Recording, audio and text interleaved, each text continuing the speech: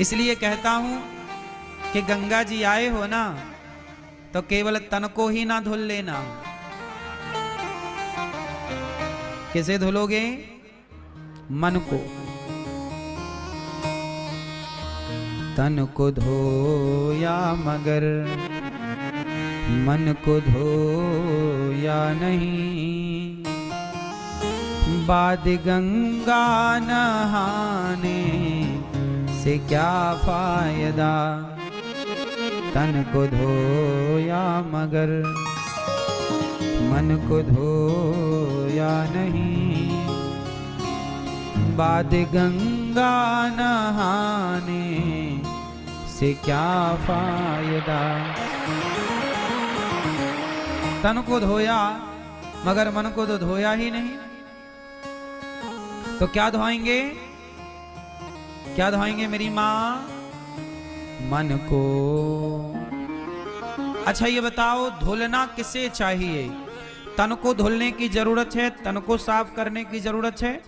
हाँ, तन तो साफ करना ही पड़ता है, जरूरी भी है, लेकिन तन ज्यादा सुंदर होना चाहिए कि मन ज्यादा सुंदर होना चाहिए? बोलो। श्रृंगार किसका हो, मेकअप किसका हो, तन का कि मन का? तन को सजाने में समय बहुत खर्च करते हैं हम लोग, मन को सजाने में समय खर्च नहीं करते। इसलिए कहता हूं, तन बहुत अच्छा है आपका, चमड़ी ही तो है, कितना भी सजाओगे बुढ़ापा तो आएगा, झुर्रियां तो पड़ेंगी, हाथ पांव कमजोर तो होंगे, चमड़ी तो ढीली पड़ेगी। तो तन को कितना भी सजाओ वो अपने समय के साथ समाप्त होगा, लटक जाएगा। लेकिन मन बड़ा अच्छा हो तो काम बन जाता है। इसलिए तन को सजाने में बिल्कुल समय ना गवाओ, मन को सजाओ। मन कैसे सजेगा? सत्संग करो, संतों की संगत करो। यहां लोग कल्पवास कर रहे हैं। क्या कर रहे हैं? क्या मतलब होता है कल्पवास का? बताओ, क्या मतलब होता है कल्पवास? कल्प किसे कहते हैं? पहले तो यही समझने की बात है, कल्प किसे कहते हैं। ये कौन सा कल्प चल रहा है? हाँ, ये कल्प चल रहा है श्वेत बाराह कल्प। वर्तमान में कौन सा कल्प चल रहा है? कल्प किसे कहते हैं? इसके पहले जो कल्प था उसका नाम है ब्रह्म कल्प, इसके आगे जो कल्प होगा उसका नाम है पद्म कल्प। कल्प मतलब ब्रह्मा जी का एक दिन, ब्रह्मा जी का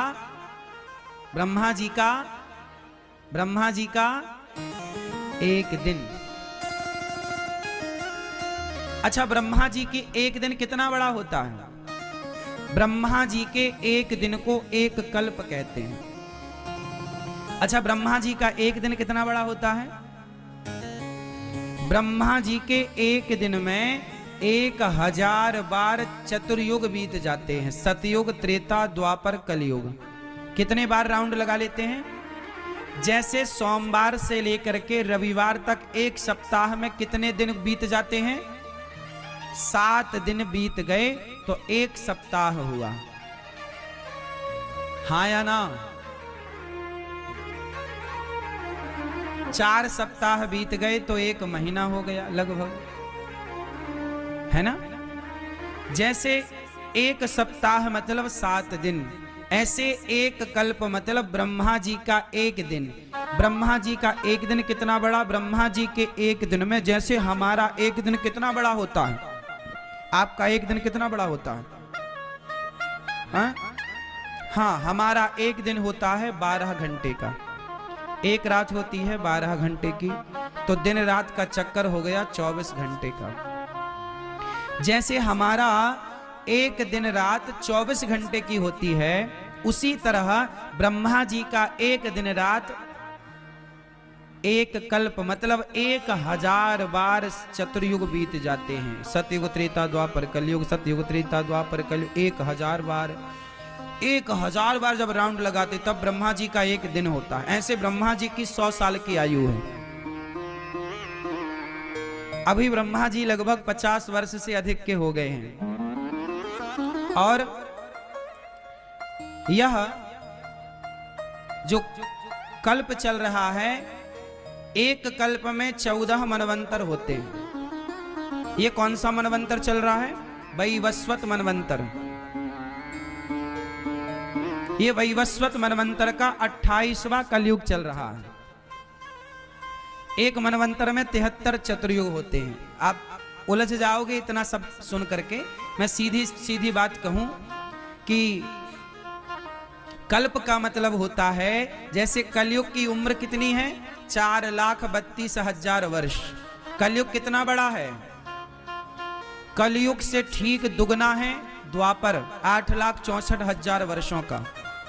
कलयुग से ठीक 3 गुना त्रेता है और कलयुग से ठीक 4 गुना सतयुग है। जब ये चारों युग कितने बार बीत जाते हैं? 1,000 बार। कितने बार? कितने बार? 1,000 बार बीतते हैं, तब उसे कहते हैं एक कल्प। तो कहते हैं कि जो प्रयागराज में एक कल्प, कल्पवास मतलब महीने भर का वास यहां होता है। कहते हैं एक एक दिन को यहां पर कल्पवास कहते हैं। एक दिन कोई रुका मतलब एक कल्प। इससे क्या फायदा होगा? कहते हैं इस प्रयाग में माघ के माह में जो यहां पर कल्पवास करता है, तो जितना कल्पवास वो यहां करता है, उतने कल्पों तक वह भगवान के बैकुंठ में रहता है आनंद से। यहां का रहा हुआ व्यक्ति वहां रहता है। इसलिए कल्पवास की महिमा है कि समय निकालो, घर का मोह त्यागो और तीर्थों में आओ, गंगा नहाओ और अपना बढ़िया यहीं पे देखो। कल्पवासी क्या करते हैं? अपनी रोटी खुद बनाते हैं, अपना चूल्हा खुद तैयार करते, अपना खुद बनाए खाए। नहीं तो कोई बात नहीं, भंडारे चल रहे हैं, प्रसाद पाए और अपने सीताराम सीताराम जपे दिन भर। भगवान पूरा समर्पण भगवान का, 1 माह पूरा पूर्ण रूप से भगवान का चिंतन करना है, यही है। तो जो यहाँ का वास करता है, यहाँ कल्पवासी बनता है, जो यहाँ कल्पवास करता है प्रयागराज जी में, वो सदा वैकुंठ में उतने ही समय तक कल्पवास, मतलब यहाँ का 1 दिन और वहां का 1,000 चतुर्युग। बात समझ में आई? इसलिए लोग कल्पवास करते हैं कि हम भी देखो यहां पर 1 दिन नहाओ तो 1,000 चतुर्युग तक वहां आनंद से रहो। पर ऐसे नहीं कि आओ और लड़ने लग जाओ प्रयागराज जी, ऐसे नहीं। तू ऐसी तू वैसा, ये दे वो ले ना। अपने क्रोध को क्रोध ना घर में छोड़ के आया करो। तुम्हें यहां कोई यहां हम बताओ तीर्थ यात्रा करने आए हैं कि लड़ने? बोलो बोलो। अपना गुस्सा, अपना घमंड, अपना अभिमान, अपना धन धान्य, अपनी अमीरी, अपनी धन्ना सेठी घर पे छोड़ के आओ। यहां तो सच्चे सरल बन करके भगवान के चरणों का आश्रय लेकर के रहो। यहां क्या लड़ना किसी से, क्या जगह लड़ना झगड़ना? ये तो तुम घर पे करते ही थे, गुस्सा घर पे करते ही थे, यहां तो ना करो।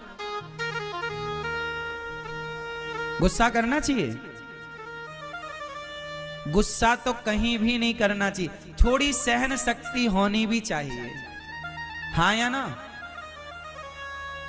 धाम में आए हैं, काय का लड़ना, काय का झगड़ना, गुस्सा काय का? चल भैया तू हमें गाली दे रहा, चल दे दे, चल तू खुश हो जा। तू हमें धक्के मार रहा, मार ले, चल तू खुश हो जा, चल ठीक है। क्या क्या जवाब दें और क्या क्या लड़ें और किस किस से लड़ें? हम यहां पुण्य करने आए हैं, लड़ने झगड़ने तो आए ही नहीं। लेकिन आजकल के लोगों को ना समझ में नहीं आता कि तीर्थ क्या है, पुण्य क्या है, धाम क्या है, कुछ समझ में नहीं आता। लोग यहाँ आकर भी ना लड़ाई करने लग जाते हैं, झगड़ा करने लग जाते हैं। लोग यहाँ आकर भी गाली गलौच करने लग जाते हैं, किसी का नुकसान कर देते हैं। इस तरह से हमें आचरण नहीं करना चाहिए। बड़ी श्रद्धा से गंगा मैया में डुबकी लगा। देखो जीवन है, ज्यादा अकड़ में ना रहो, सरलता से, सहजता से जीवन गुजारना चाहिए। क्यों मेरी माँ? वैसे भी मेरी प्रार्थना है कि गुस्सा करना ही नहीं चाहिए। गुस्सा वहां करना चाहिए जहां आवश्यकता है। बच्चे पढ़ नहीं रहे हैं, थोड़ा गुस्सा करके डांट दो, पढ़ें, है ना? तो थोड़ा बच्चों पे गुस्सा करो ताकि वो पढ़ें, थोड़ा बच्चों पे गुस्सा करो ताकि वो मोबाइल ना चलाएं, सही चलें। तो गुस्सा वहां करो जहां गुस्सा व्यवस्था के लिए काम आए। गुस्सा एक व्यवस्था है, क्रोध एक व्यवस्था है। क्रोध अव्यवस्था नहीं है, लेकिन लोगों ने अज्ञानवश व्यवस्था को ही अव्यवस्था मान लिया और बना दिया। क्रोध क्या है? एक व्यवस्था है। काम क्या है? एक व्यवस्था है। काम वासना बुरी नहीं है। यदि अपनी पत्नी और अपने पति के संग ही रहा जाए तो काम वासना बहुत अच्छी है, वो एक व्यवस्था है। उसी व्यवस्था से संतान उत्पन्न होती है। लेकिन वो व्यवस्था तब गलत हो जाती है जब आप अपनी पत्नी और अपने पति के होते हुए पराई स्त्री और पराई पुरुष को देखने लग जाते हैं, वहां मन डुलाने लग जाते हैं, तब वो काम पाप हो जाता है, बुरा हो जाता है। वरना ये एक व्यवस्था ईश्वर की बनाई बढ़िया व्यवस्था है।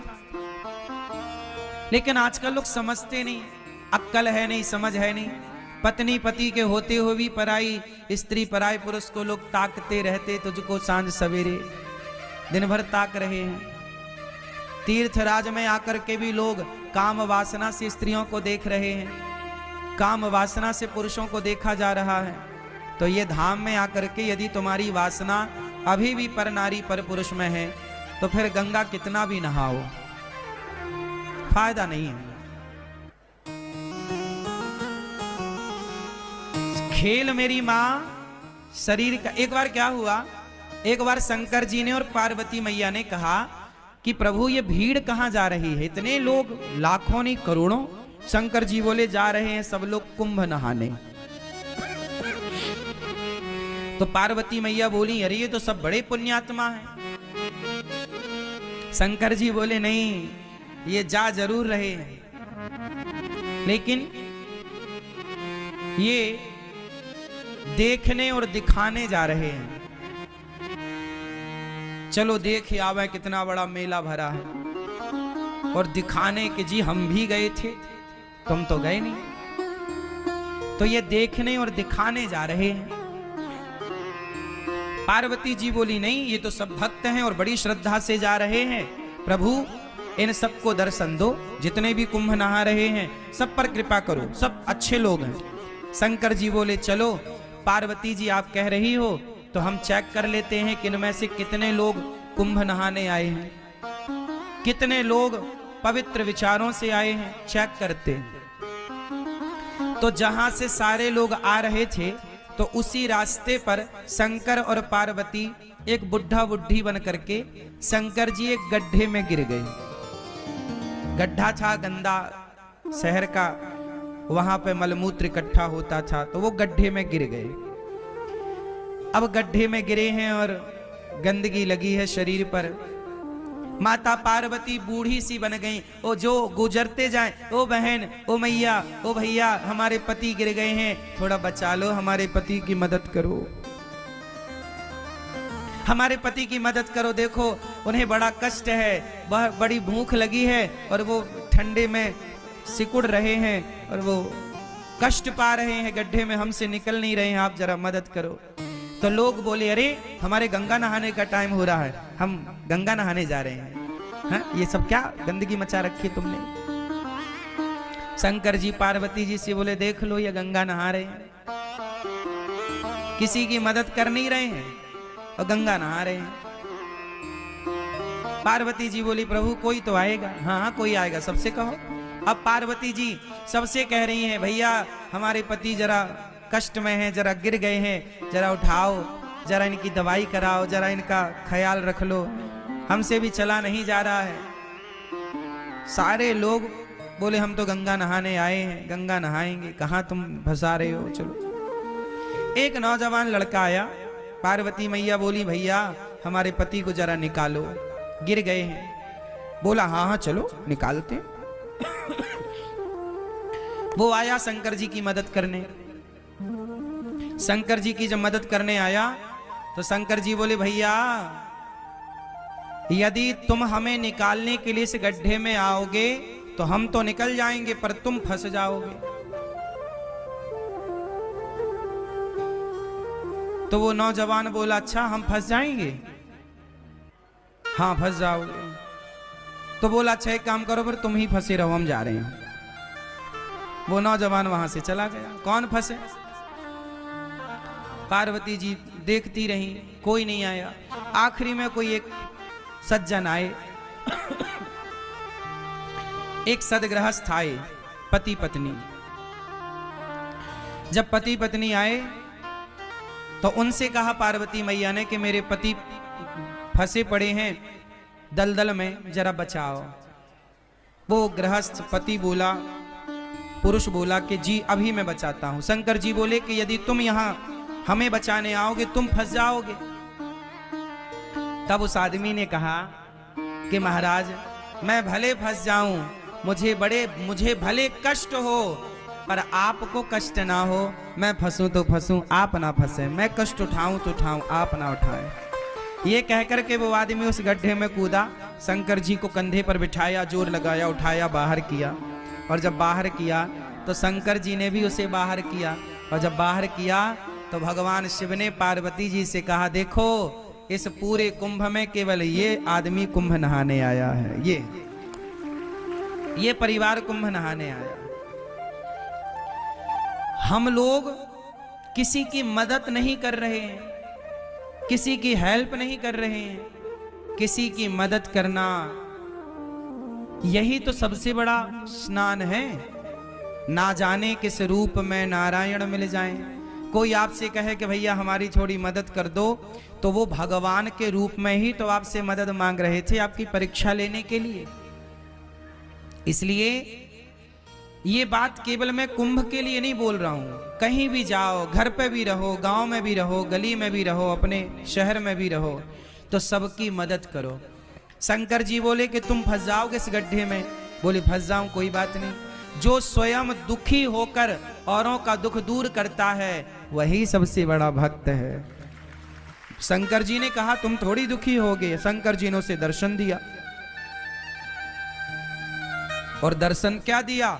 शंकर पार्वती उसे अपने साथ ले गए, चलो वहीं आनंद से रहना। तो ये है दर्शन। अब हम लोग क्या करते हैं, कहीं भोजन बट रहा है, प्रसाद बट रहा है, तो हम स्वयं आगे होकर के अपना लेते हैं और दूसरे की थाली में धक्का लगे तो लगे, उसका गिरे तो गिरे, हमें मिलना चाहिए। मोर पेट हाहू, मैं ना देहो काहू। आदमी ये नहीं चाह रहा है कि पहले तुम ले लो, नहीं नहीं, पहले हम। और